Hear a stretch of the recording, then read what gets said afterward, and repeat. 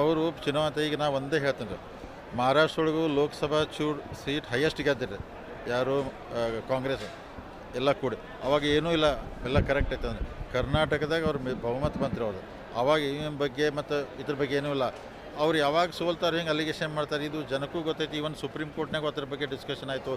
ಈ ಥರ ಮಾಡೋದಕ್ಕಿಂತ ಬೇರೆ ಕೆಲಸ ಮಾಡಿದ್ರೆ ಒಳ್ಳೇದತ್ ನನ್ನ ಅಭಿಪ್ರಾಯ. ಕಾಂಗ್ರೆಸ್ ಪದೇ ಪದೇ ಅಂದರೆ ಇದೇ ವಿಚಾರ ಇಟ್ಕೊಂಡು ಇದು ಮತಗಳತನ ಆಗಿತ್ತು. ನಾಳೆ ದೊಡ್ಡ ಪ್ರಮಾಣ ಪ್ರತಿಭಟನೆ ಎಲ್ಲವೂ ಬರುತ್ತೆ ಮಾಡ್ತಾ ಇದ್ದಾರೆ. ನಾನು ಟಿ ವಿಯಲ್ಲಿ ಓದಿದ್ದೆ ರೀ. ಸೊ ಅದಕ್ಕೆ ನೋಡಿರಿ, ಇಲೆಕ್ಷನ್ ಕಮಿಷನ್ ಇರ್ತೈತೆ ರೀ, ಅದಕ್ಕಾದಂಥ ವ್ಯವಸ್ಥೆ ಇರ್ತೈತಿ. ಅದಕ್ಕೆ ಇಲೆಕ್ಷನ್ ಕಮಿಷನ್ ಮ್ಯಾಗೆ ಈ ಥರ ಅಲಿಗೇಷನ್ ಏನಾರು ಸಾಕ್ಷಿ ಇದ್ರೆ ಸುಪ್ರೀಂ ಕೋರ್ಟ್ ಕೊಡ್ಬೇಕು. ಯಾಕಂದ್ರೆ ಒಂದು ಸಲ ಇಲೆಕ್ಷನ್ ಕಮಿಷನ್ ಮ್ಯಾಗೆ ಜನರ ವಿಶ್ವಾಸ ಕಳ್ಕೊಬಾರ್ದು, ಈ ಥರ ಮಾಡಬಾರ್ದು ಅಂತೇಳಿ ನನ್ನ ವಿಚಾರ. ಅದನ್ನು ಬಿಟ್ಟು ಬೇರೆ ಸಾಕಷ್ಟು ಇಶ್ಯೂ ಅದಾವ್ರು, ಅದ್ರ ಮ್ಯಾಗೆ ಚರ್ಚೆ ಮಾಡಿ ಚಲೋ ಅದು.